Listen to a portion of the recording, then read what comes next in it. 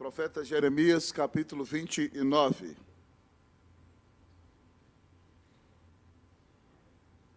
Profeta Jeremias, capítulo 29. Pastor Camargo, no início desse culto, leu na liturgia dos versículos 10 ao 14, texto que nos chama a buscar o Senhor com todo o nosso coração. E nós vamos ler, já no início desse capítulo, essa é uma carta que o Senhor Deus mandou o profeta Jeremias escrever para o povo que estava exilado na Babilônia. E os primeiros 3 versículos falam da introdução da carta, a quem ela é dirigida, por quem foi levada e o contexto no qual ela foi composta. E nós vamos ler o começo da mensagem dessa carta, que Deus mandou para o povo que estava no exílio e manda para nós que estamos no exílio deste mundo, rumo à nossa pátria, a Jerusalém Celestial. Vamos ler esse texto precioso da palavra de Deus. Eu vou ler, você fique atento. A partir do versículo 4, assim diz a palavra do Senhor. Assim diz o Senhor dos exércitos, o Deus de Israel, a todos os exilados que eu deportei de Jerusalém para a Babilônia. Edificai casas e habitai nelas. Plantai pomares e comei o seu fruto. Tomai esposas e gerai filhos e filhas. Tomai esposas para vossos filhos e dai vossas filhas a maridos, para que tenham filhos e filhas. Multiplicai-vos aí e não vos diminuais. Procurai a paz da cidade, para onde vos desterrei, e orai por ela ao Senhor, porque na sua paz vós tereis paz. Vamos ler comigo, versículo 7. Procurai a paz da cidade, para onde vos desterrei, e orai por ela ao Senhor, porque na sua paz vós tereis paz. Vamos orar mais uma vez. Querido Deus, eterno Pai, sê propício a nós, pecadores. Deus, muito obrigado pela bênção que temos de estar reunidos aqui, em nome do Senhor Jesus. Muito obrigado, Deus, ó Pai, porque o Senhor aceita a nossa adoração, não porque sejamos perfeitos, e nem porque ela é perfeita, mas apesar da sua imperfeição, o Senhor aceita por causa da obra de Jesus. E, ó Deus, é por causa da obra de Jesus que nós clamamos a iluminação do Teu Espírito sobre nós nesta noite. Clamamos para que a unção do Teu Espírito que habita em nós abra o nosso entendimento e nos encha da Tua presença. Ó Pai, fala o nosso coração.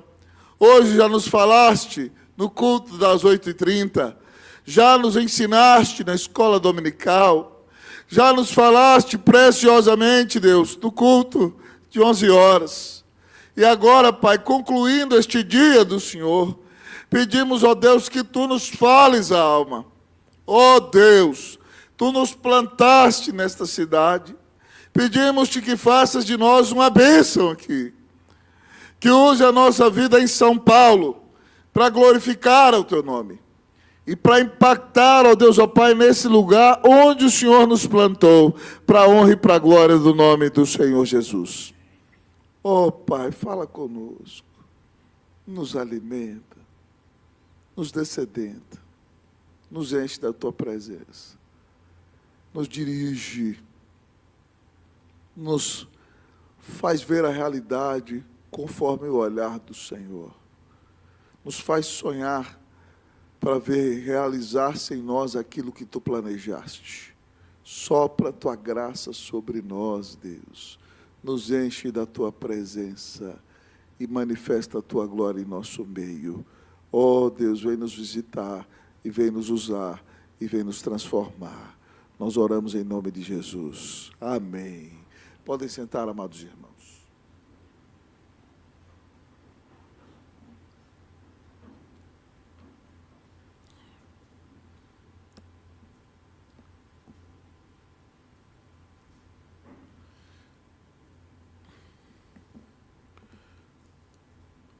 Hoje, nossa cidade de São Paulo completa 472 anos. E eu quero perguntar para você nessa noite, se Deus retirasse a Igreja Presbiteriana Unida de São Paulo, da cidade de São Paulo, será que alguém sentiria a falta dela?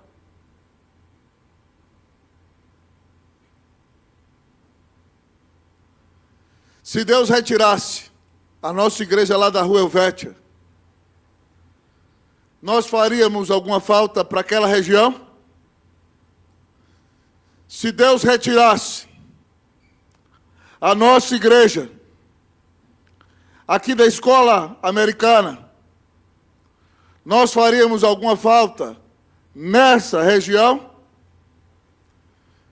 Se todos os pequenos grupos de nossa igreja fechassem, alguém sentiria falta dos nossos pequenos grupos? Temos nós, irmãos, feito alguma diferença nessa cidade? Deus nos plantou aqui para que façamos toda a diferença. Deus nos colocou aqui para que nós sejamos um instrumento de transformação nessa cidade por meio do Evangelho de Jesus. Esse texto, eu já disse para vocês, é uma carta que o Senhor manda o profeta Jeremias escrever para o povo que está no exílio. No ano de 597, Nabucodonosor veio, invadiu Jerusalém e levou a elite do reino de Judá para a Babilônia. A fina flor da intelectualidade e da capacidade do povo judeu foi levado para a Babilônia. E o rei Zedequias começou a reinar a partir daquele ano. Ele reinou 11 anos em Jerusalém, até que Jerusalém fosse destruída. Nos últimos 2 anos de Zedequias, Jerusalém foi sitiada. E, amados irmãos, não entrava água, não entrava comida. E no final do sítio de Jerusalém, a situação foi terrível. Não havia o que comer, não havia o que beber. Mães mataram seus filhos e comeram a carne dos seus próprios filhos. Mas tudo por causa da desobediência do povo de Deus. Jeremias já tinha profetizado há décadas, dizendo que o exílio viria, e o povo não queria acreditar. Nabucodonosor veio, invadiu, levou a elite, agora eles deveriam se arrepender. Mas os falsos profetas que estavam em Jerusalém diziam, não, o exílio vai durar pouco tempo. No capítulo anterior ao nosso, havia um profeta em Jerusalém chamado Ananias, dizendo, o exílio vai durar 2 anos só. Daqui 2 anos, o rei Joaquim vai voltar, a rainha mãe vai voltar. E, enquanto isso, o Senhor tinha mandado Jeremias fazer uns canzis, né, colocado uma madeira nas costas e se prender naquela madeira, um tronco de madeira, para simbolizar que ele estava acorrentado e aprisionado, e aquilo simbolizava que Deus estava acorrentando o seu povo ao jugo da Babilônia. E aquele profeta se levantou no templo e falou, isso aqui é uma besteira. Daqui 2 anos todo mundo vai voltar. E enquanto ele estava profetizando, a palavra do Senhor veio a Jeremias falando para ele que aquilo não era verdade. E que o exílio ia durar muito tempo. E aquele falso profeta então pegou e tomou os canzis que Deus mandou fazer e quebrou. E falou assim, do jeito que eu quebrei esses canzis, Deus está quebrando o jugo do rei da Babilônia. E Jeremias foi dando as costas e foi saindo do templo. Quando ele foi saindo, Deus falou para Jeremias, fala para ele que ele quebrou canzis de madeira e eu estou fazendo canzis de ferro e ele vai morrer ainda esse ano. E no 7º mês daquele ano, aquele falso profeta morreu. Porque ele se levantou para profetizar algo contrário à vontade de Deus. No texto que o pastor Camargo leu, é claro que o Senhor disse que o exílio vai durar 70 anos. E aqui então, para que o povo de Deus esteja preparado para enfrentar aquele tempo de exílio, Deus faz com que Jeremias escreva essa carta para o povo que está na Babilônia, mostrando como eles deveriam se comportar naquela que era a maior cidade do mundo, a cidade para a qual o Senhor os tinha levado. Nós, amados irmãos, habitamos na maior cidade das Américas. De manhã eu fiz uma breve descrição no sermão sobre a cidade de São Paulo. Falei que nós estamos na grande metrópole das Américas, uma cidade cosmopolita, a cidade da história, da intelectualidade, a cidade da economia, das indústrias, a cidade do investimento, a cidade do trabalho, uma cidade de cara beleza, mas a cidade da maldade, a cidade da pobreza, a cidade do crime, a cidade da desigualdade, a cidade dos mendigos na rua, a cidade da prostituição, cidade onde pessoas se suicidam, cidade da maldade. Amados irmãos, Deus nos colocou neste lugar cheio de contrastes para que nós sejamos instrumentos de Deus, levando o Evangelho de Jesus. E é por isso que, ao olharmos para este texto que Deus nos dá nesta noite, nós vamos aprender de parte do Senhor como transformar a cidade. Como nós podemos ser um instrumento de transformação para essa cidade na qual Deus nos colocou. Em primeiro lugar, como transformar a cidade, pastor? Reconheça o soberano. Como transformar a cidade? Reconheça o soberano. Versículo de número 4. Vamos ler todos comigo, versículo 4. Todo mundo ligado? Todo mundo lendo comigo? Vamos lá, 1, 2, 3. Assim diz o Senhor dos Exércitos, o Deus de Israel, a todos os exilados que eu deportei de Jerusalém para a Babilônia. Meu querido amigo e irmão, Deus está relembrando aquele povo judeu que está na Babilônia, que Nabucodonosor veio de maneira truculenta e invadiu Jerusalém, que eles foram arrancados da sua pátria, eles foram levados 1000 quilômetros a pé para um lugar distante, eles são obrigados a aprender outro idioma, eles estão num lugar que não era o lugar que eles amavam, o lugar do seu coração, eles têm que trabalhar ali, e agora eles não são mais os senhores da situação, eles são um povo cativo, e tudo pode desanimá-los ali. Mas eles precisam reconhecer que, ainda que eles enfrentem tantas lutas naquela cidade, quem os colocou ali foi o Senhor. O Senhor diz a eles o seguinte: assim diz o Senhor dos Exércitos, aquele que é soberano, aquele que domina o exército dos céus e os exércitos angelicais, aquele que é o Deus de Israel, aquele que está no controle de todas as coisas, nada lhe foge ao controle. Ele diz a todos os exilados, ele diz: fui eu quem deportei vocês de Jerusalém para a Babilônia. Deus é soberano. Deus está dizendo para aquele povo: fui eu quem coloquei vocês aí. Você precisa reconhecer a soberania de Deus. Nada na sua vida acontece por acaso. Nada, meu querido amigo e irmão, está fora da vontade de Deus. Irmãos, olhando para esse auditório, sem temer, eu digo para vocês que 1/3 dele não é da cidade de São Paulo. E você está aqui, nesta grande cidade. Quem que você acha que trouxe você para cá? E você, quando saiu da sua cidade, você veio morrendo de medo. Você falou assim: meu Deus do céu, como é que eu vou me adaptar naquela cidade? Aqueles prédios gigantes, aquela selva de pedra, aquele lugar de tanto individualismo, onde ninguém se preocupa com ninguém, lugar de tanta prostituição, lugar da marcha mais profana das Américas, lugar onde tinha Cracolândia, onde o PCC faz tanta coisa, e Deus está me levando para lá. O que eu vou fazer ali? Você veio gemendo, tremendo de medo. Foi Deus quem te colocou aqui.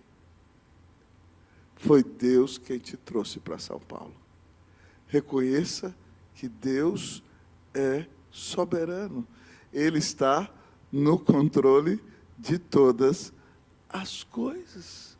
Meu querido amigo e irmão, muitas vezes você pode enfrentar uma situação caótica nessa cidade. Mas a situação caótica de São Paulo não está fora do controle de Deus. Ela não pegou Deus de surpresa. Pelo contrário, ela está dentro do decreto do Senhor. Deus está no controle. Nós devemos confiar, trabalhar e ser uma bênção nas mãos do Senhor. No meio do ano passado, irmãos, eu fui pregar lá no Guará 2, a igreja onde eu fui pastor por 10 anos antes de vir para cá. E eu fui na casa de uma irmã muito querida, né?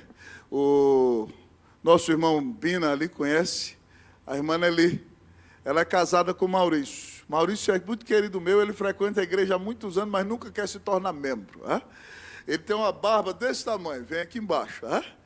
E ele sempre foi muito carinhoso comigo, sempre gostou de me ouvir pregar, ele vem de origem pentecostal. Um grande comerciante, uma capacidade de negociar tremenda, né? Sempre comprou coisa aqui em São Paulo, onde ia abrir negócio, ganhou dinheiro, sustentou sua família. E a família próxima a mim, quando eu cheguei no primeiro fim de semana, uma das primeiras famílias que eu recebi lá em Brasília, na igreja, foi a família deles. E aí eu estou almoçando na casa deles, e ele virou para mim: ô Roster, eu falei: pois não, Maurício? Você lembra quando você foi eleito aqui a última vez na igreja? Eu falei: pois não, lembro.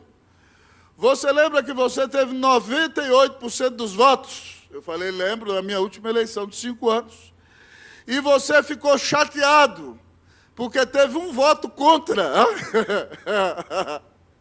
E 2 votos em branco.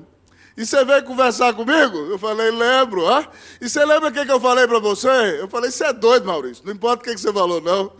Ele falou assim: eu falei para você, se eu fosse membro, eu também votava contra. Ainda bem que eu não votei. Eu falei: mas eu não dou valor no que você falou, não, Maurício. Ele falou: mas agora, eu queria que você entendesse, porque eu falei aquilo, na época você não entendeu. Essa igreja do Guará 2 aqui é uma igreja de classe média. Classe média alta, gente que tem dinheiro, que viaja para o mundo inteiro, que não tem nenhum problema financeiro. Uma igreja de 700 e poucos membros. E Deus te deu o dom de pregar a palavra. E você ia ficar aqui, ia ficar alimentando esse povo, nunca ia ter problema financeiro, e esse povo ia ficar engordando aqui espiritualmente. E eu achava que Deus te deu um dom que não era para ser enterrado aqui. E aí, sabe o que aconteceu? Ele virou para mim: Deus te levou para São Paulo. E te botou numa igreja em que Ele botou a Cracolândia na porta da igreja 1 ano. E Deus usou o seu dom para você fortalecer aqueles irmãos na fé no momento que eles mais precisavam. Eu falei: eita, tu és profeta. No momento em que eles mais precisavam. E aquela igreja que enfrentou dificuldade foi fortalecida.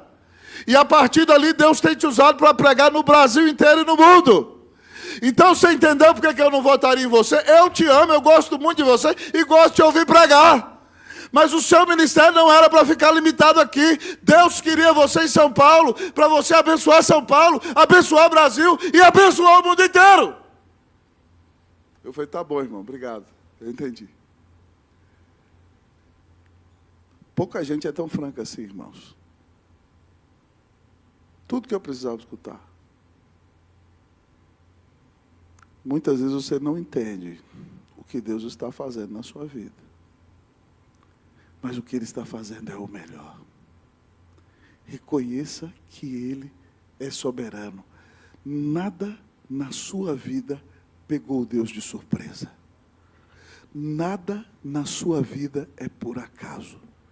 Você está no centro da vontade de Deus.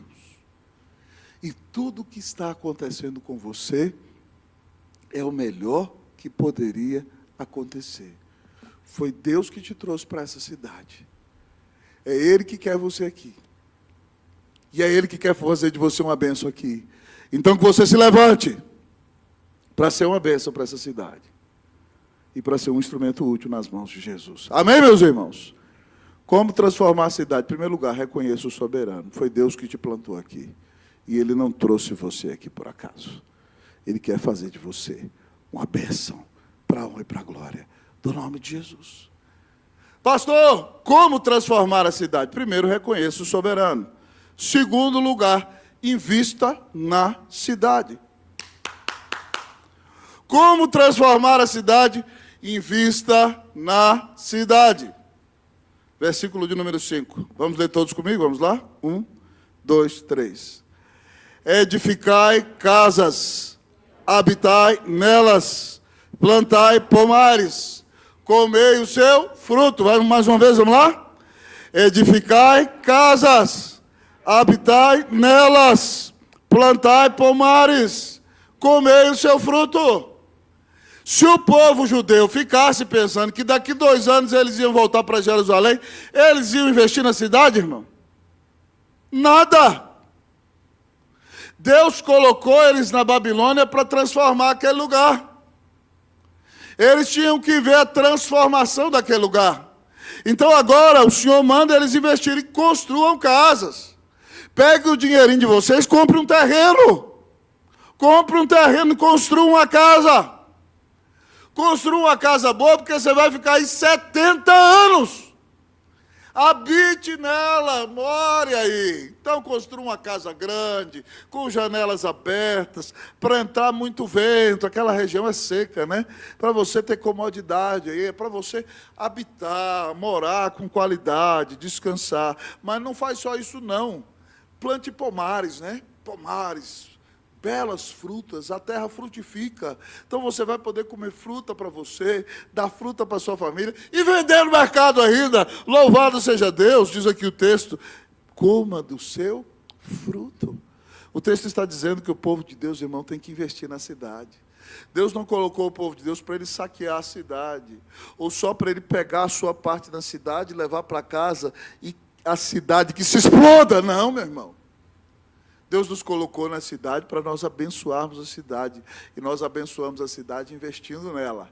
Edifique casas. Compre uma casa, se você puder. Compre um apartamento. Né? Plante pomares.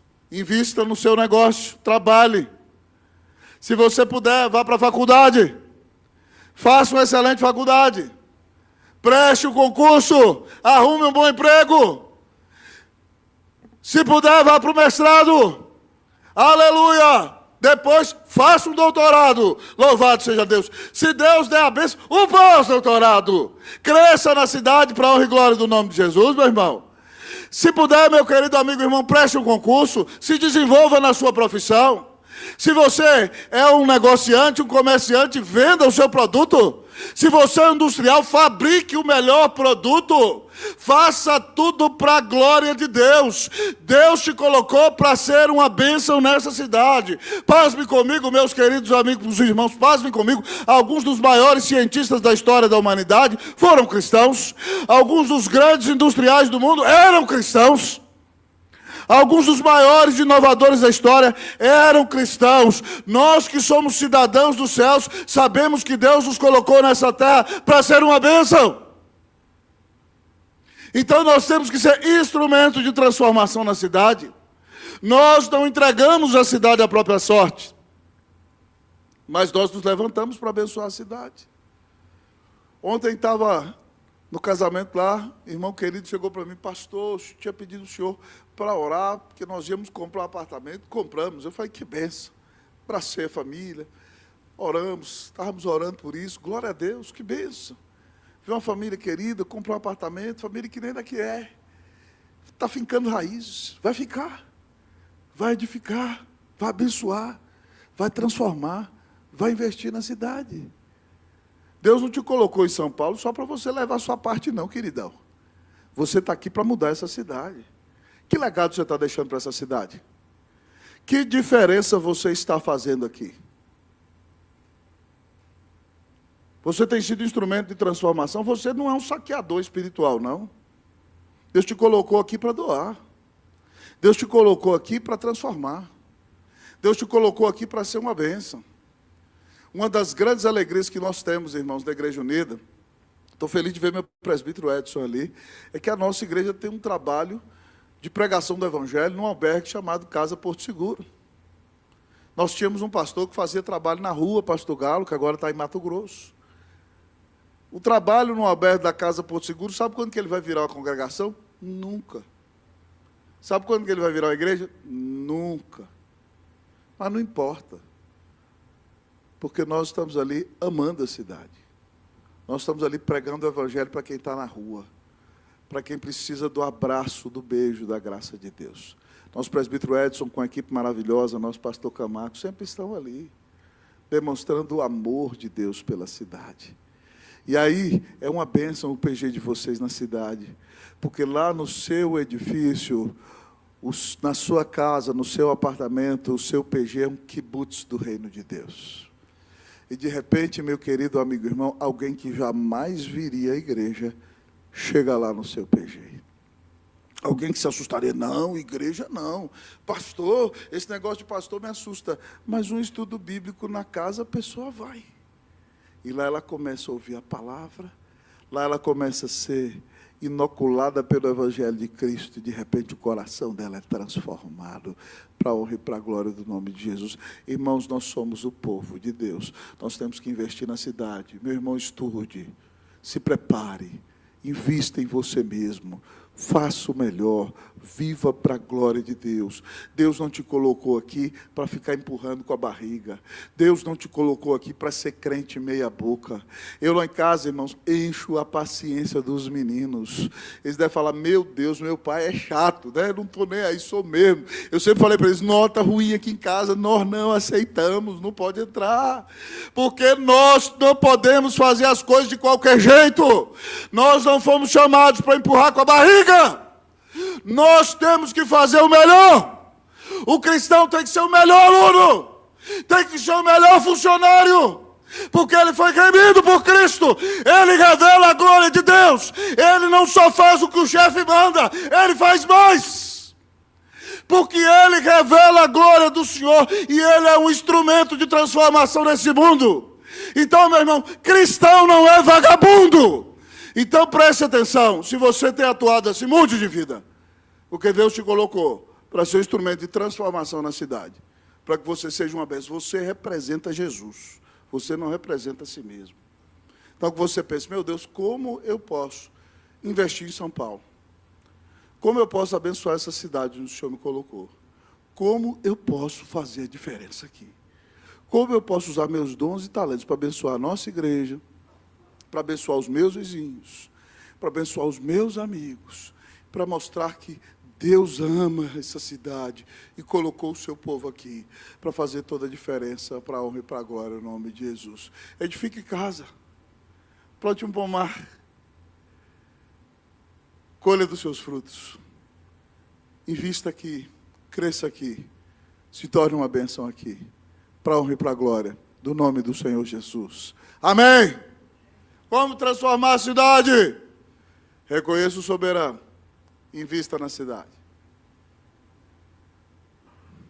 Meu amado pastor, como nós vamos transformar essa cidade? Terceiro lugar. Cresça na cidade.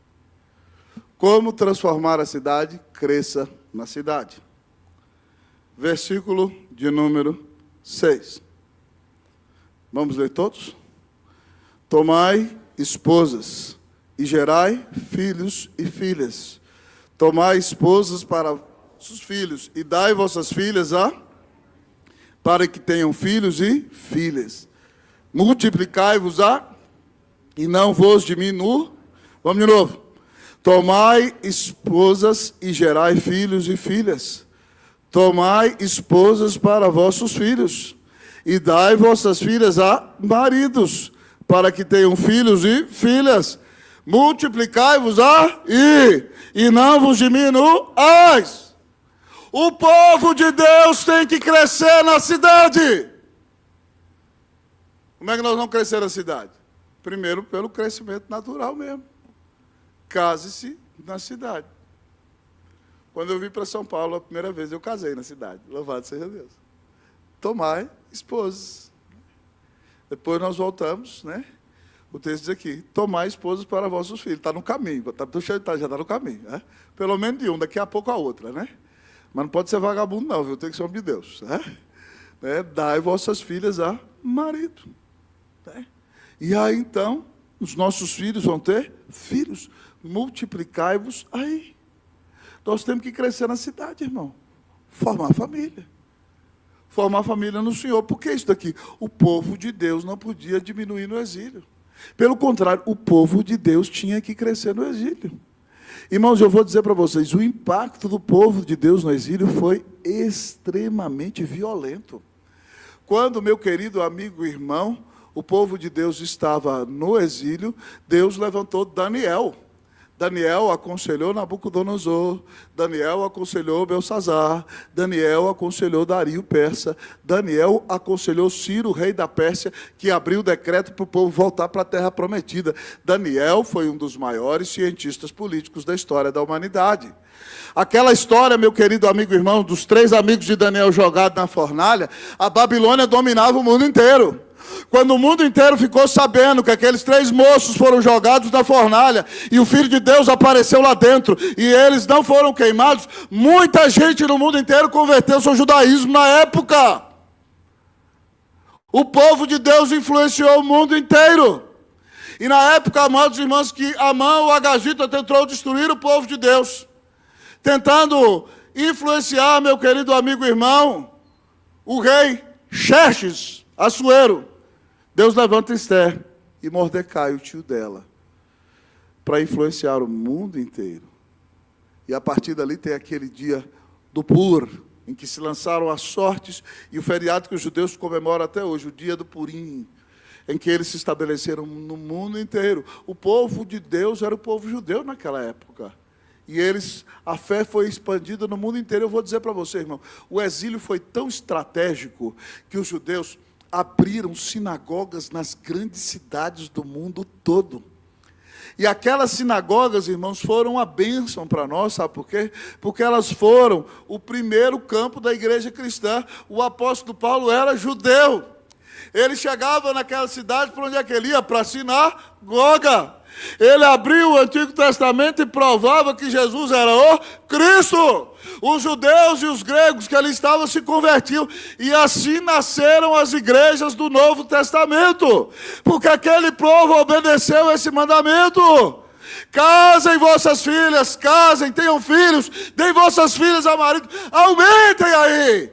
A igreja de Cristo foi abençoada, amado irmão, porque o povo obedeceu esse mandamento, e o evangelho se espalhou pelo mundo inteiro daquela época. Então, meu querido amigo e irmão, pasme comigo, a igreja de Cristo tem o mandato de crescer em São Paulo. É por isso que nós nunca podemos dizer, a Unida já está grande demais, eu não quero que ela cresça mais. É desobediência falar isso. Desobediência. Porque nós temos que crescer. Os eleitos dessa cidade têm que ser salvos. E eles vão ser alcançados pelo Evangelho. Irmão, é dia e noite, eu fico pensando assim, você não tem ideia. Hein? Às vezes eu sento no sofá, fico quieto assim, Cleusa vira para mim, o que você está pensando? O que está na sua cabeça aí?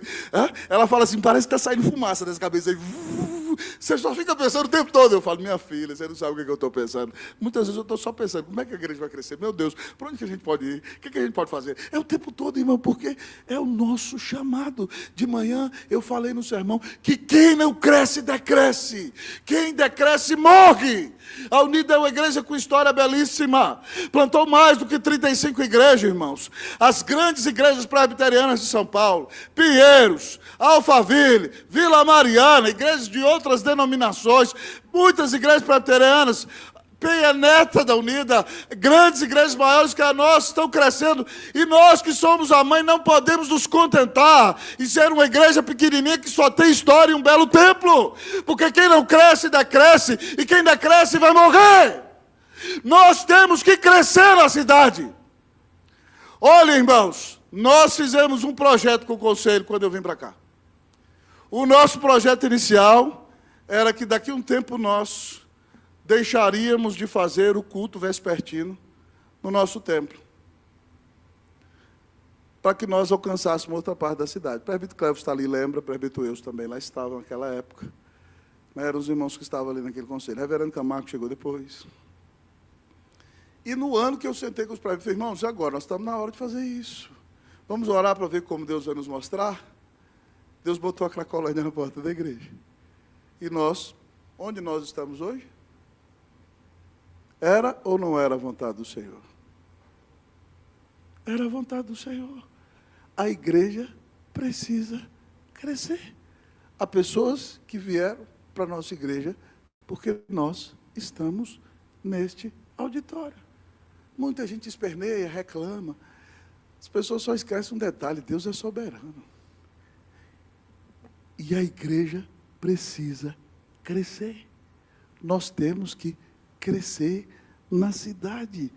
Nós não podemos nos contentar e ficar satisfeitos com a maneira como as coisas estão.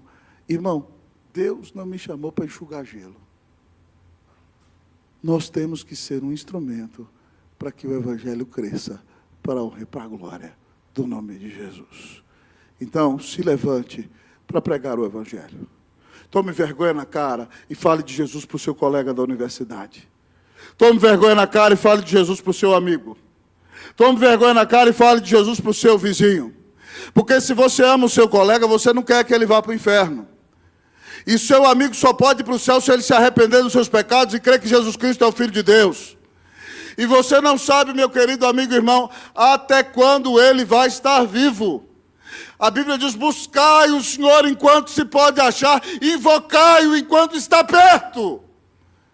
Nós temos a missão de falar para os nossos amigos, para os nossos familiares, que Deus amou ao mundo de tal maneira, que deu o seu Filho unigênito, para que todo aquele que nele crê não pereça, mas tenha vida eterna. Ah, pastor, mas os eleitos vão se converter. Irmão, é claro, eu sou calvinista, mas você não sabe quem é eleito e muito menos eu. Então vamos pregar, irmão, amém?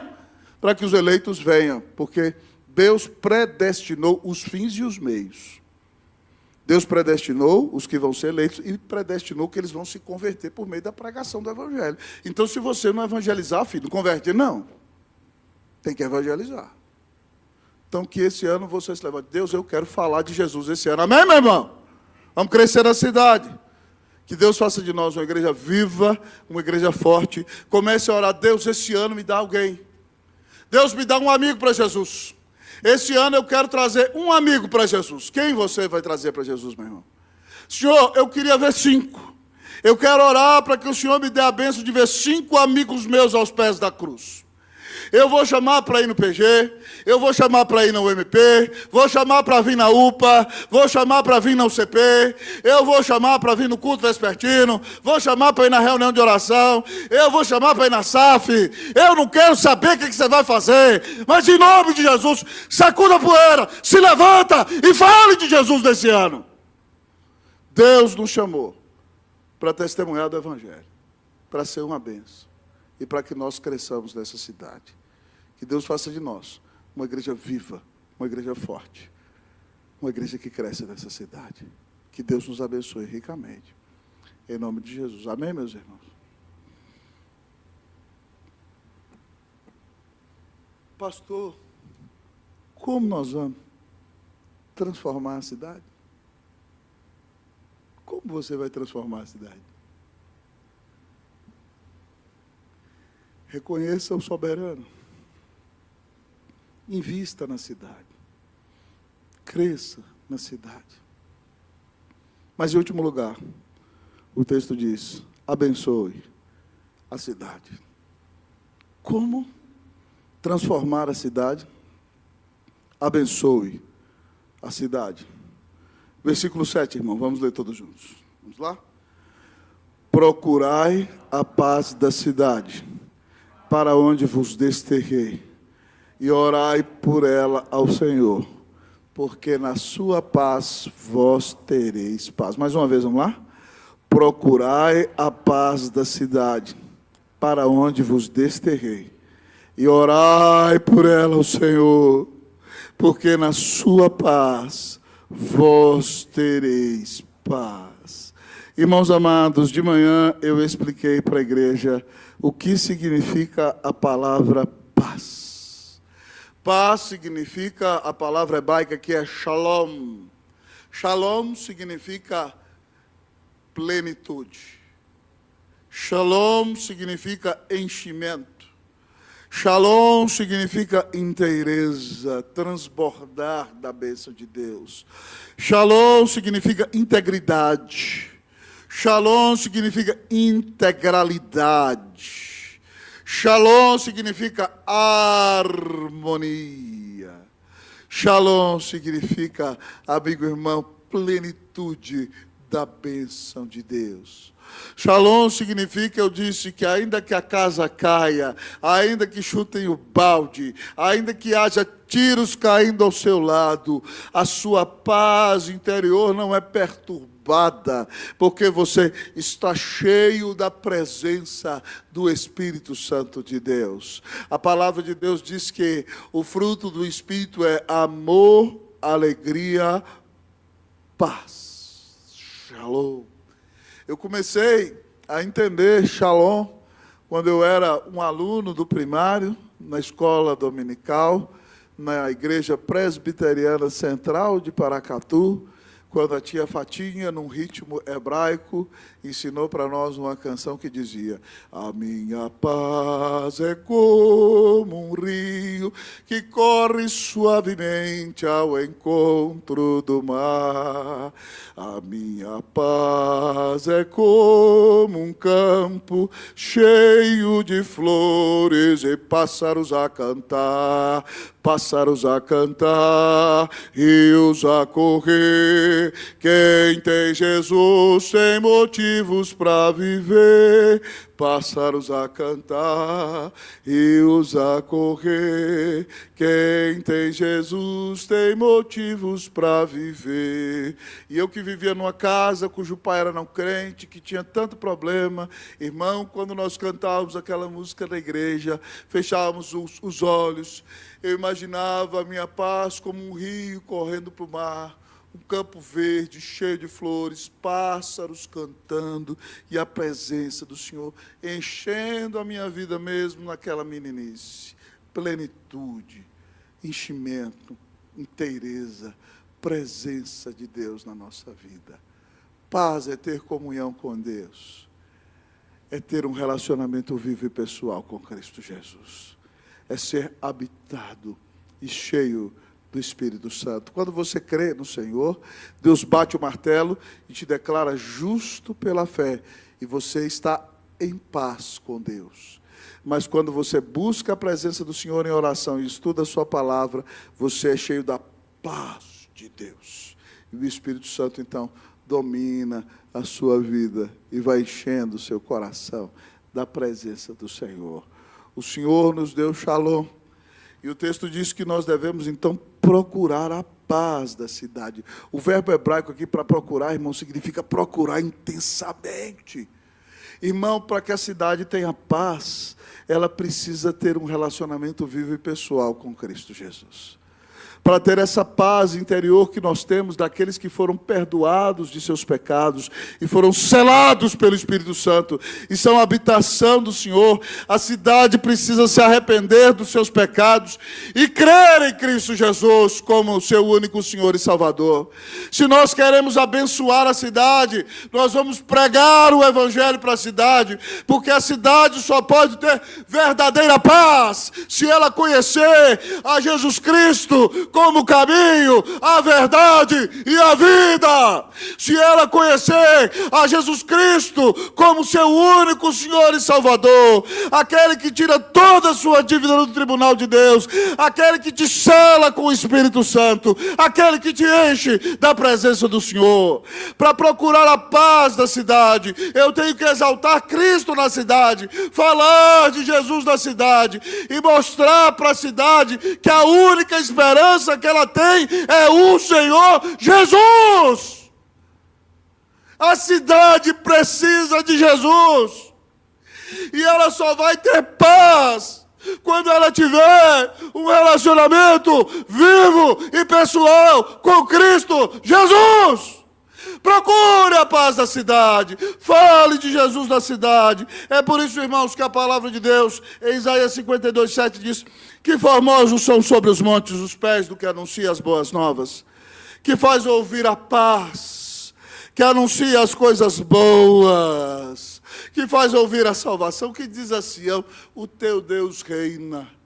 Ah, meus queridos amigos e irmãos, nós devemos abençoar a cidade, falando de Jesus na cidade. Procure a paz da cidade para onde vos desterrei. Nós devemos orar pela cidade. Você já orou pelos seus vizinhos? Você já orou pelas pessoas do seu prédio? Você já orou pelos vizinhos do seu andar?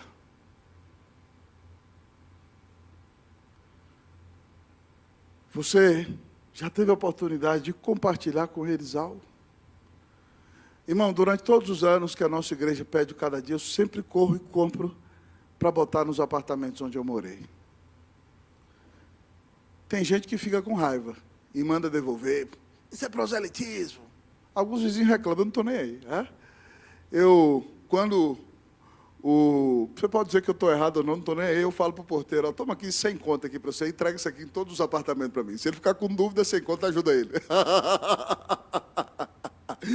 Entendeu? E ele vai e coloca lá debaixo. Mas tem outros que falam, pastor, obrigado por aquele devocional cada dia. Meu Deus, que coisa boa. Aquilo está abençoando tanto a minha vida. Meu irmão, um folhetim que você deixa, você abençoa a cidade. Uma mensagem nossa que você pega e compartilha, você abençoa a cidade. Uma dica para você. Nosso querido irmão Roberto Neri pega os sermões da manhã, faz o resumo para o PG. Ele coloca ali, o João manda para todo mundo, o link das mensagens. Ele me falou, pastor, num dos tribunais de São Paulo, nós estávamos entregando, fiquei alegre, dei glória a Deus pela vida dele, porque é Deus usando a vida dele. Ele falou assim, eu entrego o resumo, que vai para os PGs, coloco lá o link, as pessoas lá naquele tribunal estudam aquele resumo, são edificadas, procuram o link do sermão, resultado. As pessoas que trabalham naquele tribunal estão ouvindo os sermões da Igreja Presbiteriana Unida de São Paulo. Tudo porque esse amado aqui resolveu usar seu dom e seu talento para fazer um resumo e distribuir. Pega o resumo dele e sai distribuindo, irmão. Você pode abençoar a cidade. Ore pela paz da cidade. Ore pelo prefeito. Ore pelos vereadores. Ore para que Deus diminua o crime na cidade. Ore pelo governador. Ore pela presidência da República. Ore. Ore pelas autoridades do país. Para que a criminalidade diminua.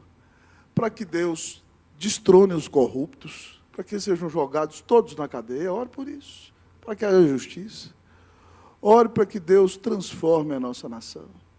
Ore para que nós tenhamos paz, para poder pregar o Evangelho, para que nós façamos toda a diferença para a honra e para a glória do nome de Jesus. O texto diz, procure a paz da cidade, ore pela paz da cidade. Sabe por quê? Porque na sua paz, vocês terão paz. Se a cidade experimentar a shalom de Deus, nós vamos viver a shalom de Deus, e vamos ser uma bênção nessa cidade. Meu querido irmão, você tem abençoado essa cidade? Nós podemos abençoar a cidade pregando o Evangelho.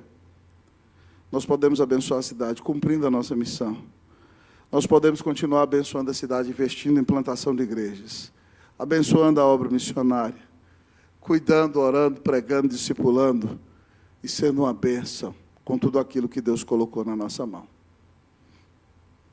Que Deus faça de nós uma bênção nessa cidade. No seu trabalho, irmão, abençoe a cidade. Chegue no seu trabalho e dê bom testemunho. Não é possível que você seja o crente e seja o mais mal-humorado da sua repartição. Seja o mais chato.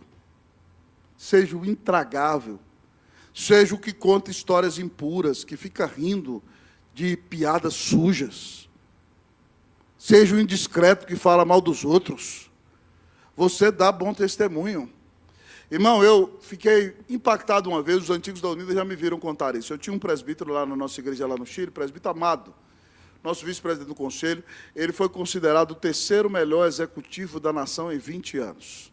Um homem muito respeitado na sociedade chilena. Ele trabalhava numa multinacional. Uma vez ele me chamou para visitá-lo, ia ter um evento da empresa. E ele mandou o seu motorista me buscar lá na igreja.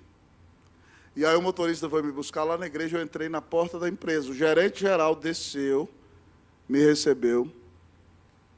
Qual não era a minha alegria? Faxineira, bom dia, tudo bem com a senhora? Secretária, bom dia, tudo bem com a senhora? Bom dia, o rapaz do elevador, bom dia, tudo bem? Bom dia, bom dia, bom dia. Os funcionários sorriam. Sabe por quê? Porque a cultura chilena é mais fechada que a nossa. Quando lá no nosso prédio, nós entrávamos no prédio, eu e o Cleusa, nós somos de sorrir, abrir os dentes. Bom dia. O pessoal olhava para nós, quem são esses dois? Bom dia por quê? E aquele irmão daquela cultura, bom dia, e ele era o chefe, pegava na mão de todo mundo. Que diferença! Quando o chefe pegava na mão, alegrava a vida daquele povo. Fazia a diferença. Você pode fazer a diferença no lugar em que Deus te colocou. Um bom dia pode fazer toda a diferença na vida de alguém. Talvez tenha alguém lá na sua empresa que está pensando em tirar a vida. E você já vai chegar para aquela pessoa lá e falar assim, bom dia, tudo bem com você? Como é que você está? Que Deus derrame sobre a sua vida bênção sem medida. Uma palavra dessa, irmão, pode marcar e fazer toda a diferença na vida de alguém. Você é representante de Jesus em São Paulo. É por isso que eu te ensinei de manhã que a bênção do Antigo Testamento era: o Senhor te abençoe e te guarde. O Senhor faça resplandecer o rosto sobre ti e de ti tenha misericórdia. O Senhor levante sobre ti o rosto e te dê a paz. Meu desejo, irmã, é que o Senhor te cubra de bênção nesse ano. Mas que você se levante e não guarde a bênção somente para você. Que você entenda que você é um representante de Jesus.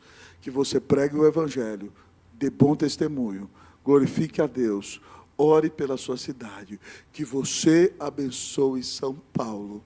Meu sonho, amados irmãos, é que São Paulo não seja conhecida como a cidade do carnaval. Meu sonho é que São Paulo não seja conhecida como a cidade da marcha gay. Meu sonho é que São Paulo não seja conhecida como a capital dos mendigos na rua. Que São Paulo não seja conhecida como a indústria da prostituição. Que São Paulo seja conhecida como uma cidade onde o nome de Jesus é exaltado. E isso não começa só com a Unida, são com todas as igrejas presbiterianas e todas as igrejas evangélicas e cristãs dessa cidade. Mas isso começa com você e comigo, com cada um de nós. Que Deus nos dê a bênção de ser um instrumento de transformação nessa cidade. Amém, meus irmãos? Que nossa igreja faça toda a diferença em São Paulo, em nome de Jesus, para a glória de Jesus. Como transformar a cidade, pastor? Reconheça o soberano, invista na cidade, cresça na cidade, abençoe a cidade. Que Deus use a Igreja Presbiteriana Unida de São Paulo para que esta cidade seja impactada e transformada com o Evangelho de Jesus. Que Deus nos abençoe em nome de Jesus. Amém.